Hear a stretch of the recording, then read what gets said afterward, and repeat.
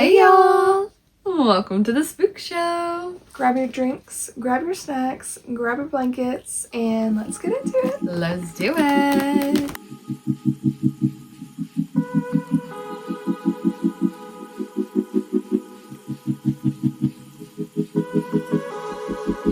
We have more Reddit stories today. Yes. I think 3 each, so 6 scary stories total. Quick little spooky video for you. Let's do it. Let's read these stories. So all 3 of mine are from the subreddit r/ask Reddit. So if that means anything to you, that's where they're from. So my first one is from this name. I don't really know how to say that. Yeah. We're not gonna say that one. It's fine. So, Mr. Peter said, was about 7 or 8 years old and went with my family to this man-made lake, Family Park Place in South Georgia. Basically, a big dugout pond that the owner put a bunch of beach sand and palm trees around and charged admission for people to come, park their cars, grill, and swim for the day. Also, had a big, unsafe as hell water slide that the kids got hurt on. So where my family would park was in front of this little island that was a clump of sand about 30 yards off the shoreline. I was not the best swimmer, but the depth was just above my head, so I could bob up and down and bounce out to this island. Bouncing out to that little island one day, we were there, my foot came down on what felt like a face. Felt what was a nose on my toe. The thing I remember is the feeling of hair flowing between my toes. That feeling of fine hair waving in the water. I freaked out and for the longest time just sat on the shore, was a little kid, and did not think anything about it. I can still remember the scared parents going around yelling the kid's name, asking if anyone had seen this little boy. They pulled his body from under the water right in front of the island. I'm 47 now and can still remember the feeling of the hair between my toes. Oh my gosh.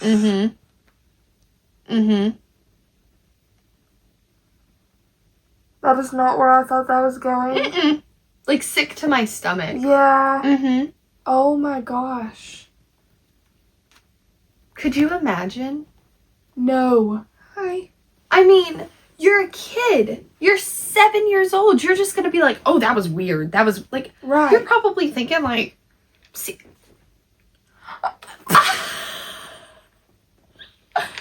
Gaston, we're having a moment, dude. You're probably thinking it's seaweed or something.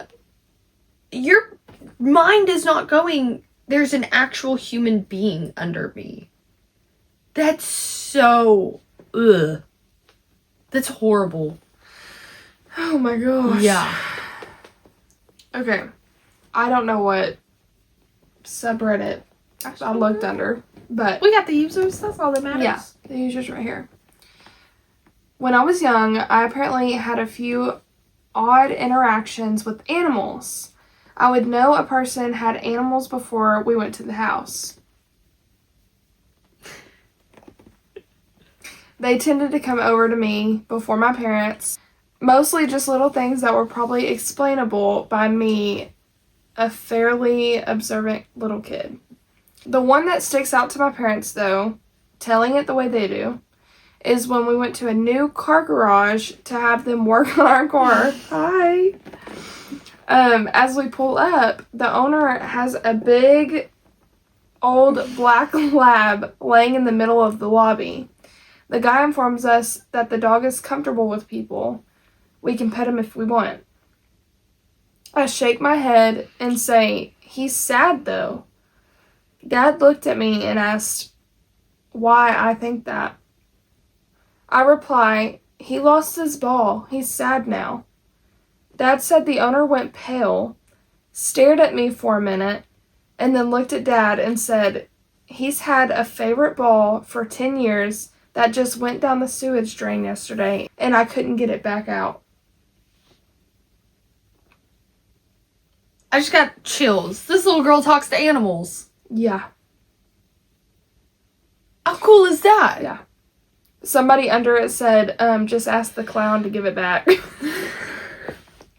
you want it back? Anyways, speaking of the clown, have you watched Welcome to Derry? No, I have not. Hunter is watching it, and I've been watching clips, and it's creepy. Yeah. It's a lot. So my next one is from Chillbro Baggins. Totally unexplainable and confusing to me to this day. I want to preference this by being very clear that I am not superstitious, and I am not someone who is easily frightened and lets my mind play tricks on me. 15 years old, I was at my dad's house visiting him for spring break. I was sleeping in my room and woke up to the sound that I can only describe as someone exhaling very aggressively, and it started far away and got really close and loud. It's like if someone threw an invisible ball at me, and it was the sounds of someone exhaling really hard, and when it hit me, it was right in my ear, very loud, and blew my hair to the side. Obviously, it woke me up, and I looked across the room to see my window curtains blowing violently from the window being open. I thought to myself, oh crap, I thought I closed that. I hurried over to the window as it was still blowing the curtains, and it was loud. You could hear the wind whistling through the screen. Pushed the curtains aside to close it, and all of a sudden, everything went quiet and still as I realized the window was already closed. I sat there and stared at that window for probably 10 minutes, trying to understand what just happened. Then I walked back over to my bed and laid there all night, literally until sun came up, trying to figure out what could have caused that. Never was able to come up with anything. What the heck? Not the window being closed, but actually being open, but actually being closed. Can you sit still for this one? We'll let you get your itch. Okay. Okay, are we done? Okay. Okay. Name's right here. It's Appropriate Moose. Oh, I love that. I'm not 100% sure this fits because my mom confirmed it years ago, then denied it when I asked her again a couple months ago, but here it is. When I was little, my dresser, it was long but pretty short. It was long but pretty short.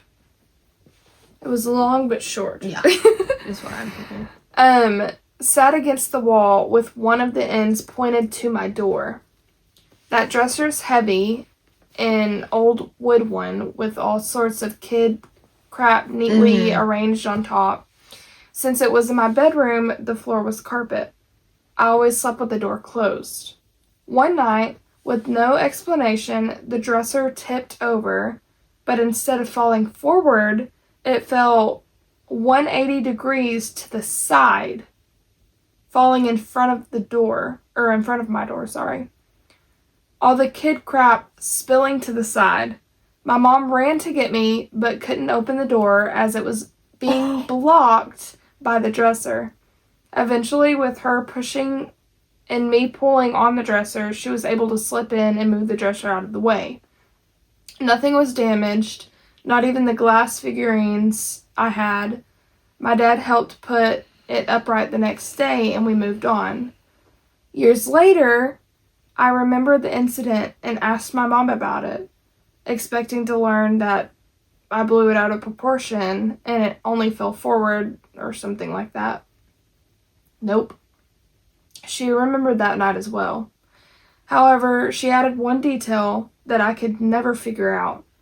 She thought she heard me jumping on the bed that night, and that was why she thought the dresser tipped over. I had been asleep. I had no idea where she heard the noise coming from. Yeah, that gave me chills. Long but short, and it tipped over this tipped over this way. Wait. That's crazy. Yeah. That also takes so much force to do. Right. So much force to do. That's insane. Like something like picked it up and tipped it. Wow. Okay, my last one is from Forte 2. Period. Another one about being 7. I don't know. When I was about 7, my 2 brothers and I were playing in an area that was used as an unofficial motocross place. We decided to dig a tunnel for some reason. Being the extra smart guys we were, it took a few hours to dig, about 6 feet in and 2 feet high. Long and short. I was right up at the face when suddenly the tunnel collapsed. It was all dirt with no supports. My world went instantly black and hot. By hot, I mean furnace hot. Oh. I couldn't move a muscle from the weight of the soil completely enclosing me. I started to really panic, as you do. Everything started turning red, which I guess was blood being forced into my head. Every breath was getting harder as the soil constrained me more and more. Even though my hands were near my face, I couldn't move my arms to clear the dirt around my head, and also started breathing in dirt, which made me cough, which made me contract my stomach, and then I couldn't draw a breath all the way. This isn't what made me panic, though. The total darkness turning red with the incredible heat made my young mind think I was going to hell. I don't know how long I was buried for, but it seemed like an eternity. Suddenly, I felt something grab one of my feet, and my brothers had been frantically digging through the collapse to pull me out and managed to reach me and pull me out to safety. We never told my parents. I just went home and got hosed down. That's traumatic. What? These poor little 7-year-olds I are just know. like traumatizing Having- themselves. Not a good day. Not a good day. Okay. This is by Fly Zapper. Period. I'm a parent of toddlers and kids now, and I have a creepy story from last year. 7-year-olds? Probably. We were driving with my then 3-year-old son in the car and stopped at a red light next to a cemetery.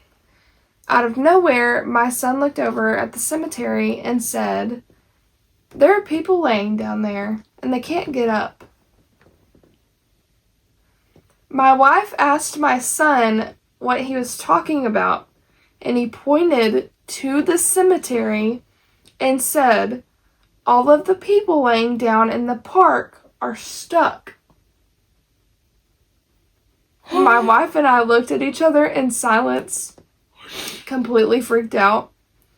At this point in our son's life, there had been no deaths in the family, and we'd never discussed death with him. I'm still creeped out when I think about this.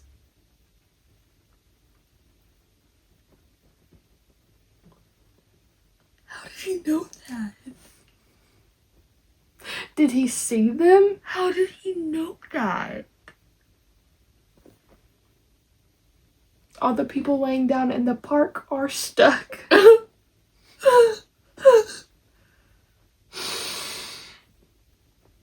How did he know that?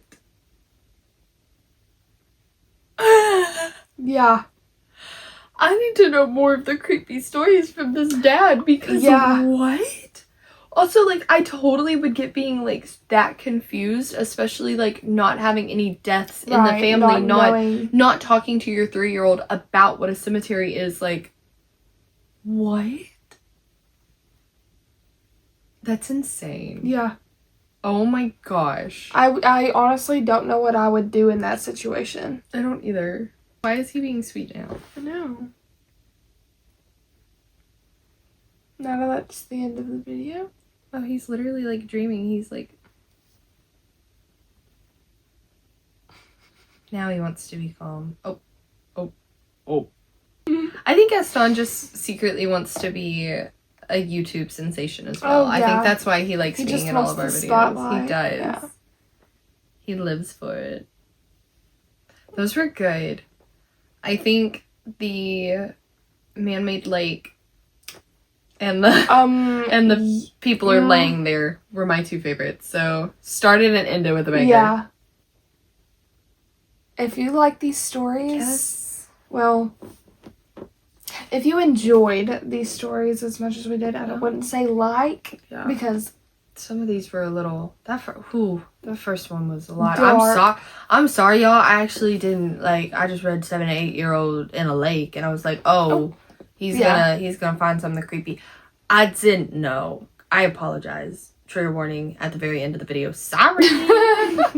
Sorry. But yeah, if you enjoyed these videos as much as us, click the like button. If you want to get notified for the next time we post, click the bell. Please do. All of our socials are down in the description. We have TikTok, Reddit, Instagram. Yep.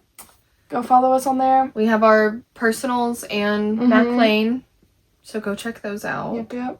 Click the subscribe button. And then, honestly, if you haven't watched our ghost hunting video, please go do that. That was a very new thing that we both did. We really enjoyed doing it.